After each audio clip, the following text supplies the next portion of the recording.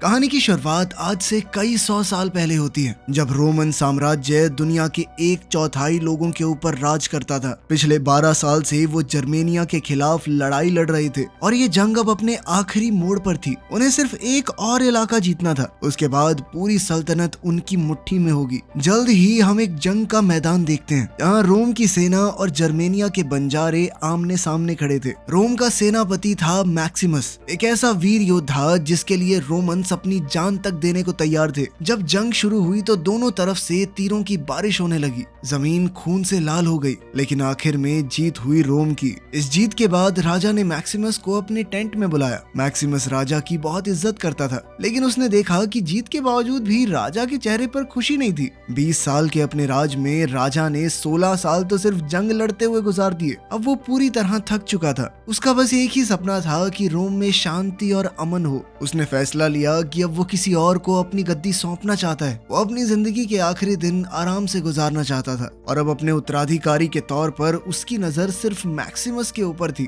लेकिन मैक्सिमस कोई राजा नहीं बनना चाहता था। उसका दिल बस घर जाने के लिए तड़प रहा था। उसने पिछले 2 साल और 264 दिन से अपने परिवार को नहीं देखा था। तब तो फोन भी नहीं होता था कि वीडियो कॉल कर ली। राजा ने उससे सीधे तौर पर कहा कि वो चाहता है मैक्सिमस उसका वारिस बने, लेकिन मैक्सिमस ने सीधे तौर पर मना कर दिया। अब ऐसा नहीं था कि राजा के बच्चे नहीं थे। उसका एक बेटा कोमोडस और बेटी लुसिला थे, लेकिन राजा जानता था कि कोमोडस इस जिम्मेदारी के लायक ही नहीं है। राजा की आंखों में एक अफसोस था। वो चाहता था कि काश मैक्सिमस मेरा अपना बेटा होता। इस पर मैक्सिमस ने कहा कि मुझे सोचने के लिए थोड़ा वक्त चाहिए। राजा ने उसे अगली शाम तक का वक्त दिया। टेंट से निकलते ही मैक्सिमस अपने खेमे में गया और उसने सेवक से बस इतना कहा कि हो सकता है मैं कभी घर वापस जा ही ना पाऊं। शायद उसने ऐसा इसलिए भी कहा क्योंकि अंदर ही अंदर उसने फैसला ले लिया था। वो रोम की गद्दी पर बैठकर उसे बहुत अच्छे से चलाना चाहता था। इसी बीच रात को अंधेरे में राजा के पास उसका बेटा कोमोडस आया। जब राजा ने उसे बताया कि वो गद्दी मैक्सिमस को देने वाला है, तो कोमोडस का चेहरा पहले तो गुस्से से भर गया,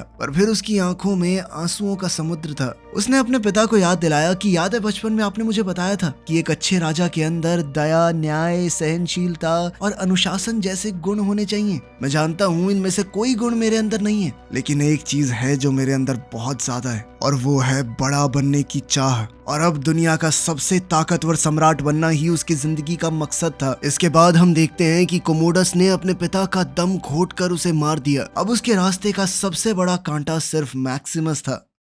सुबह जब सबको राजा की मौत के बारे में पता चला तो कहा गया कि उसका देहांत दिल का दौरा पड़ने से हुआ है। मैक्सिमस ने जब राजा का चेहरा देखा तो वो तुरंत समझ गया कि ये मौत नहीं, खून है। खैर कोमोडस ने उसके सामने दोस्ती का हाथ बढ़ाया। उसने कहा कि मुझे तुम्हारी जरूरत है मैक्सिमस, लेकिन मैक्सिमस ने उसकी बात का जवाब देना तक जरूरी नहीं समझा और वहां से चुपचाप चला गया। जब उसके सेवक ने मैक्सिमस से कहा कि आपको कोमोडस की बात मान लेनी चाहिए थी, तो मैक्सिमस ने सिर्फ इतना सा कहा कि राजा की हत्या हुई है और उन्हें तुरंत सभी मंत्रियों को बुला लेना चाहिए। लेकिन उससे पहले ही कोमोडस के लोग वहां आ गए। उन्होंने मैक्सिमस से कहा कि उसे तुरंत दरबार में हाजिर होना होगा। तब मैक्सिमस समझ गया कि उसके साथ क्या होने वाला है। उसने उन लोगों से सिर्फ एक वादा मांगा कि उसके परिवार को कुछ ना किया जाए, लेकिन जवाब में बस इतना सुनाया गया कि तुम्हारे परिवार में से कोई भी नहीं बचेगा। इसके बाद उसके सर पर एक जोरदार वार किया गया, जिससे वो बेहोश हो गया। उसे जंगल के बीच में ले जाकर मारने की कोशिश की गई, लेकिन मैक्सिमस ने वहां भी हार नहीं मानी। उसने अपने हाथों से उन सबको मार गिराया और जख्मी हालत में अपने घर की तरफ निकल पड़ा। उसका घर बहुत दूर था और सफर बहुत मुश्किल,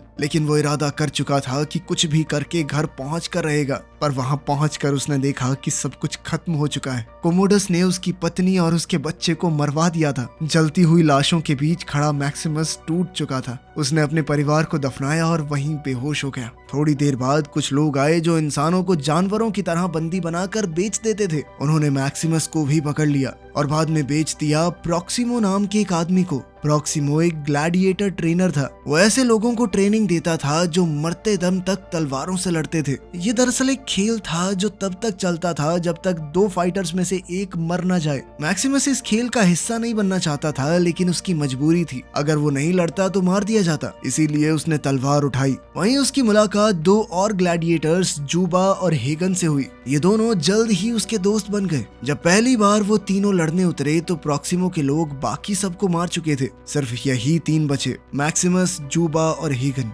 उधर रोम में अब कोमोडस राजा बन चुका था, लेकिन उसे अपनी प्रजा की कोई चिंता नहीं थी। जब उसके सलाहकार उसे कहते कि प्रजा में महामारी फैल रही है, लोगों के पास खाने को नहीं है, तो वो बस अपने कंधे उछाल कर कहता कि लोगों का ध्यान हटाने के लिए कुछ खास खेल करवाए जाएंगे। इस बात से ना तो प्रजा खुश थी, ना उसके अपने लोग। उसके पिता ने इन खूनी खेलों को बंद करवा दिया था, लेकिन कोमोडस के लिए लोगों की मौत एक तमाशा थी और इसी खूनी खेल का एक हिस्सा मैक्सिमस भी बन चुका था। अब तक मैक्सिमस कई फाइट्स जीत चुका था। उसका नाम लोगों की जबान पर था। प्रॉक्सिमो, जिसके लिए मैक्सिमस लड़ता था, जब उसने सुना कि शाही खेल रोम के कोलोसम में होने वाले हैं, तो उसने मैक्सिमस को बुलाया। अब वक्त था वापस उसी शहर में जाने का जहां से सब कुछ शुरू हुआ था। मैक्सिमस को अब पता चला कि उसका अगला मुकाबला रोम के सबसे बड़े खेल के मैदान में होने वाला था। प्रॉक्सिमो ने उसे बताया कि ये खेल बहुत ही शानदार होने वाले हैं, जहां कम से कम 50,000 लोग उसे देखने आएंगे। जब वो जीतेगा तो वो लोग उसकी वाहवाही करेंगे और उसे ऐसा महसूस होगा जैसे वो खुद उस मैदान का शहंशाह हो। ये बातें बताते हुए प्रॉक्सिमो की आंखों में एक चमक थी, जिससे मैक्सिमस समझ गया कि कभी वो भी एक ग्लैडिएटर हुआ करता था। उसने प्रॉक्सिमो से पूछा कि तुम्हें आजादी कैसे मिली, जिसके बाद प्रॉक्सिमो ने उसे एक लकड़ी की तलवार दिखाई। उसने बताया कि ये तलवार उसे खुद शहंशाह ने दी थी और यही उसकी आजादी का चिन्ह है। लोग उसे इसलिए पसंद नहीं करते थे क्योंकि वो किसी को भी जल्दी से मार देता था, बल्कि वो अपने लड़ने के ढंग से सबका दिल जीत लेता था। मैक्सिमस ने कहा कि वो भी शहंशाह के सामने खड़ा होना चाहता है। प्रॉक्सिमो ये जानता ही नहीं था कि मैक्सिमस शहंशाह को पहले से जानता है, तो उसने बस इतना कहा कि अगर तुम्हें लोगों का दिल जीतना है तो तुम्हें इस कला को सीखना होगा। मैक्सिमस ने इस बात को माना और कहा कि मैं जरूर सीखूंगा। फिर पूरी ग्लैडिएटर टीम रोम पहुंच गई, जहां कोलोसम में खेल होने वाले थे। वहां एक भारी भरकम स्टेडियम था जिसमें 50,000 से ज्यादा लोग बैठ सकते थे। दूसरी तरफ कोमोडस राजा बनने के बाद से एक भी लड़ाई हारा नहीं था, लेकिन वो अंदरूनी तौर पर परेशान था, क्योंकि उसे पता था कि प्रजा उससे प्यार नहीं करती। उसकी बहन लुसीला और उसका बेटा उसके साथ रहते थे। लुसीला को अपने भाई कोमोडस से डर लगता था, क्योंकि लुसीला का बेटा उस राज्य का वारिस था और उसे डर था कि कहीं कोमोडस उसे भी मरवा ना दे, जैसे उसने उनके पिता को मारा था। लुसीला उन लोगों से मिलती थी जो पुराने राजा के सलाहकार हुआ करते थे। वो प्लान बना रही थी कि कोमोडस को मारना होगा, वरना वो पूरी प्रजा और उसके बेटे के लिए खतरा बन जाएगा। लेकिन सलाहकारों ने उसकी बात नहीं मानी। उन्होंने कहा कि अब भी प्रजा का कुछ हिस्सा कोमोडस के साथ है। जब तक ऐसा है तब तक कुछ नहीं किया जा सकता। एक दिन आएगा जब सभी लोग उससे नफरत करने लगेंगे, वही सही वक्त होगा कुछ करने का। और वो दिन तब आया जब कोलोसम में खेल होने वाले थे। मैक्सिमस और उसके साथियों ने कोलोसम में कदम रखा। चारों तरफ हजारों लोग बैठे थे। मैक्सिमस की जिन लोगों से लड़ाई थी वो सब बड़े बड़े रथों में बैठे थे, जिनमें तीर कमान और लंबे नोकदार भाले लगे थे, ताकि ग्लैडिएटर्स उनके पास भी ना जा सके। ये तो एक तरफा मौत का खेल था और इस खेल में मैक्सिमस और उसके साथी सिर्फ गुलाम थे। कोमोडस, लुसीला और उसका बेटा भी ये मुकाबला देख रहे थे, लेकिन वो मैक्सिमस को नहीं पहचान पाए, क्योंकि उसने एक लोहे का नकाब पहना हुआ था। जब मुकाबला शुरू हुआ तो मैक्सिमस ने लीडरशिप संभाल ली। उसने सबको बताया कि किसको क्या करना है और कैसे करना है। उसने कई रथों को गिराया, कई दुश्मनों को मार डाला। इस मुकाबले में उसके भी कुछ साथी मारे गए, लेकिन आखिर में मैक्सिमस जीत गया। पूरे स्टेडियम में लोग उसकी वाहवाही कर रहे थे। कोमोडस भी उसकी बहादुरी से काफी इंप्रेस हुआ। उसने कहा कि मैं इस वीर से मिलना चाहता हूँ। जब वो उसके सामने आया तो उसने मैक्सिमस से कहा कि तुम कमाल के योद्धा हो, ऐसा तलवारबाज उसने कभी नहीं देखा था। उसने मैक्सिमस से अपना नकाब उतार कर अपना नाम बताने को कहा। मैक्सिमस ने नकाब उतारा और कहा कि मेरा नाम है मैक्सिमस, असली शहंशाह मार्कस ऑरेलियस का वफादार। उसने बताया कि मेरी पत्नी को जिंदा जला दिया गया, मेरे बेटे को मार दिया गया और अब मैं बदला लेने आया हूँ, चाहे इस जन्म में हो या अगले जन्म में। ये सब सुनकर कोमोडस का चेहरा लाल हो गया। उसके तलवारबाजों ने मैक्सिमस को घेर लिया, लेकिन जनता की आवाज गूंज उठी, जीने दो, जीने दो। कोमोडस उनके सामने मजबूर हो गया। वो उस पल मैक्सिमस को मार नहीं सकता था, क्योंकि मैक्सिमस ने खेल जीत लिया था। मैक्सिमस वापस अपनी जगह चला गया। लुसीला को पता चला कि मैक्सिमस अभी जिंदा है। उस रात वो उससे मिलने गई। एक वक्त था जब वो मैक्सिमस से प्यार करती थी और कहीं ना कहीं आज भी करती है। जब वो मैक्सिमस के सामने गई तो मैक्सिमस का गुस्सा फूट पड़ा। उसने कहा कि मेरा परिवार बेगुनाह था जिन्हें जिंदा जला दिया गया। लुसीला ने कहा कि उसे इस बारे में कुछ नहीं पता। उसने कहा कि अपने पिता की मौत के बाद वो बस डर में जी रही है। उसके पिता की मौत को लोग एक आम मौत बोलते हैं, लेकिन उसे सच्चाई पता है कि उन्हें मारा गया था। अब उसे यही डर था कि उसके बेटे को भी ना मार दिया जाए। लुसीला चाहती थी कि मैक्सिमस रोम में शांति ले आए। उसने कहा कि मैं कभी एक आदमी को जानती थी, एक सेनापति जो मेरे पिता का बहुत वफादार था, उन्हें भगवान की तरह इज्जत देता था। वो मैक्सिमस की ही बात कर रही थी। उसने ये भी बताया कि कोमोडस के रोम में ही कई दुश्मन हैं। उसने मैक्सिमस को उनसे मिलने की सलाह दी, लेकिन मैक्सिमस ने कहा कि अब वो पहले जैसा नहीं रहा, अब वो सिर्फ एक गुलाम है, शायद कल की फाइट में मारा जाएगा। इस पर लुसीला ने कहा कि मैं तुम्हारी क्या मदद कर सकती हूँ। मैक्सिमस ने कठोर अंदाज में कहा कि मुझे मेरे हालात पर छोड़ दो और वापस कभी मुझसे मिलने मत आना। लुसीला निराश होकर वापस चली गई। इसी बीच कोमोडस ने जब सुना कि मैक्सिमस जिंदा है तो वो पागल हो गया। उसने उन सब लोगों को बुलाया जिन्होंने उसे कहा था कि मैक्सिमस मर चुका है और उन्हें तुरंत मार डाला। फिर कोमोडस ने मैक्सिमस को मारने के लिए एक और चाल चली। उसने अपने सबसे खतरनाक और कभी ना हारने वाले योद्धा को मैक्सिमस के सामने खड़ा किया और साथ ही चारों तरफ भूखे बाघ खड़े थे। जब लड़ाई शुरू हुई तो वो योद्धा मैक्सिमस पर भारी पड़ रहा था। अचानक से एक टाइगर को भी उसके ऊपर छोड़ दिया गया, लेकिन मैक्सिमस ने उस टाइगर को मार गिराया। फिर मैक्सिमस और उस ताकतवर योद्धा के बीच में बड़ी जबरदस्त लड़ाई हुई। वो दोनों एक दूसरे पर भारी पड़ रहे थे, लेकिन आखिरकार मैक्सिमस जीत ही गया। जब वो योद्धा मैक्सिमस के सामने जमीन पर गिरा हुआ था, बुरी तरह जख्मी हालत में, तो पूरी जनता चिल्ला रही थी कि मार दो, मार दो। कोमोडस ने भी अपने हाथ से उसे मारने का इशारा किया, लेकिन मैक्सिमस ने उस योद्धा को नहीं मारा, उसने उसे छोड़ दिया। ये देखकर पूरा कोलोजम मैक्सिमस की तारीफ में गूंज उठा। वो सब एक ही नाम ले रहे थे, रहम दिल मैक्सिमस, रहम दिल मैक्सिमस। कोमोडस की आंखों में जलन थी। वो चाहता था कि ये लोग मेरी तारीफ करें, ये मैक्सिमस की नहीं। जब मैक्सिमस एरिना से बाहर निकला तो उसका एक पुराना साथी उसे मिला। मैक्सिमस ने उससे पूछा कि मेरी सेना कहाँ पर है, जिसका जवाब मिला कि वो इस वक्त यहाँ से दूर ऑस्ट्रिया में है। तो मैक्सिमस ने उससे कहा कि मेरी सेना को आगाह कर दो कि मैं अभी जिंदा हूँ और उन सबसे मिलना चाहता हूँ। उसके बाद मैक्सिमस चुपचाप आगे बढ़ गया। वो ज्यादा देर किसी से बात नहीं कर सकता था, क्योंकि अब वो सिर्फ एक ग्लैडिएटर था, एक गुलाम जिसे ये मौत का खेल बार बार खेलना होगा। लेकिन अब कोलोजम के चारों तरफ उसका नाम गूंज रहा था। लोग अब उसे सिर्फ उसके तलवार चलाने के अंदाज के लिए नहीं, बल्कि उसकी इंसानियत के लिए याद रखने लगे थे। रोम के लोग उसे इसलिए नहीं पहचान पाए क्योंकि मैक्सिमस अपनी सेना के साथ यहाँ से बहुत दूर उनके लिए लड़ता था, लेकिन उसकी फौज उसे बेपनाह मोहब्बत करती थी। उसके एक इशारे पर हजारों लोग जान देने को तैयार हो जाते थे। आज भी उसकी सेना में 5000 से ज्यादा लोग थे जो किसी भी राजा की बजाय उसके लिए वफादार थे।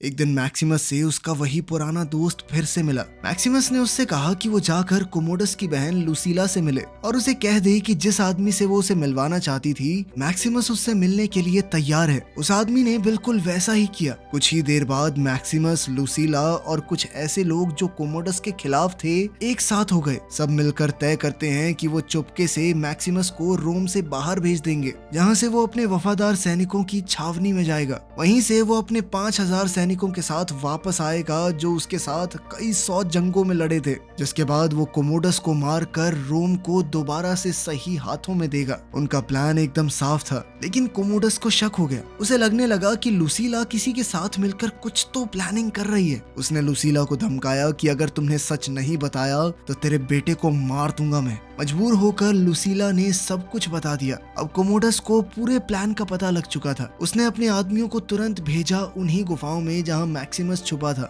वहीं मैक्सिमस के साथ ही उसकी मदद करते हुए दुश्मनों से लड़ते रहे, लेकिन इस झगड़े में प्रॉक्सिमो और कई और वफादार लोग मारे गए। मैक्सिमस मुश्किल से बचकर भागा। प्लान के मुताबिक बिल्कुल उसी जगह पहुंच गया जहां उसका पुराना कवच और तलवार रखे थे। उन्हें पहनकर वो अपने घोड़े को ढूंढने लगा, लेकिन तभी उसने देखा कि उसके साथी को कोमोडस ने लटका रखा था। मैक्सिमस समझ गया कि वो फंस चुका है और देखते ही देखते कोमोडस के सैनिकों ने उसे चारों तरफ से घेर लिया। अब मैक्सिमस को फिर से गिरफ्तार कर लिया गया। उसी वक्त कोमोडस ने लुसीला को और भी खतरनाक धमकी दी। उसने कहा कि अब से तुम्हारा बेटा मेरे पास ही रहेगा और अगर लुसीला ने उसके खिलाफ कोई चाल चली तो वो उसके बेटे को मार देगा, और अगर उसने कोई गलत कदम उठाने की कोशिश की तो भी उसका बेटा बचेगा नहीं। कोमोडस ने उससे ये भी कहा कि तुम मुझे वैसे ही प्यार करो जैसा मैं तुमसे करता हूँ। कोमोडस इतना नीच था कि उसकी अपनी बहन पर ही गंदी नजर थी। उसे रोम के तख्त का वारिस चाहिए था, वो भी शाही खून से जो उसकी बहन पैदा करेगी। कोलोसम में जहाँ कहीं भी देखा जाता लोग मैक्सिमस के नाम के नारे लगा रहे थे,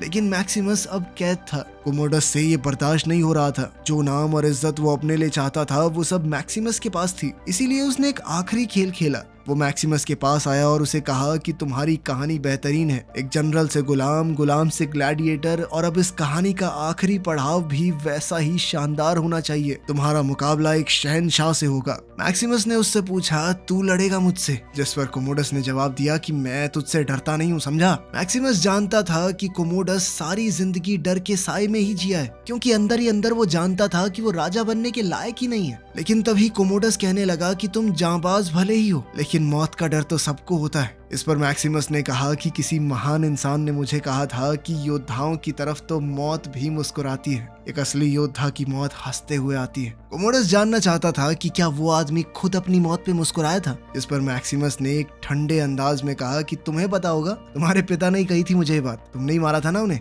इसके बाद कोमोडस मुस्कुराकर मैक्सिमस के गले लगा और उसकी पीठ में छुरा घोंप दिया। फिर अपने लोगों से कहा कि इसका घाव छुपाओ और इसे कवच पहना दो।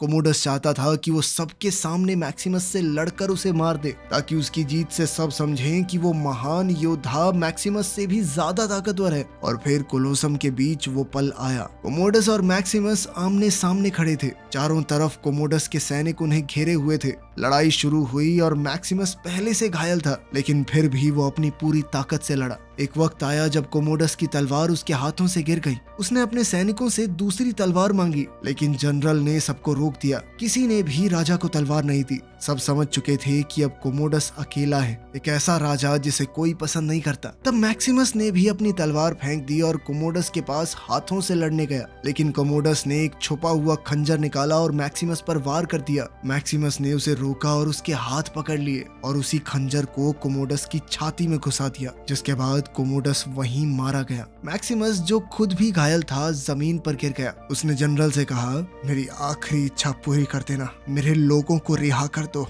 उसने ये भी कहा कि एक अच्छे राजा को चुनना, एक ऐसा तरीका निकालो जिससे लोग खुद अपने राजा को चुने। तुम्हारे पिछले राजा मार्कस ऑरेलियस यही सपना देखते थे, एक आजाद रोम जिसमें सब लोग खुश रहें। उसके बाद मैक्सिमस बेहोश हो गया। लुसीला तुरंत उसके पास आई। मैक्सिमस ने उसे देखा और कहा कि तुम्हारा बेटा अब सुरक्षित है। ये कहते ही मैक्सिमस की जान चली गई और वो दोबारा एक दूसरी दुनिया में अपनी पत्नी और बेटे से मिल गया। उसने रोम के लिए अपनी जान दी थी, अपने फर्ज को निभाया था, इसीलिए सभी सैनिक उसे अपने कंधों पर उठाकर ले गए पूरे सम्मान के साथ। और वहीं कोमोडस की लाश जमीन पर पड़ी सड़ती रही। वीडियो पसंद आई तो लाइक कर देना, चैनल को सब्सक्राइब कर लेना। मिलते हैं अगली वीडियो में।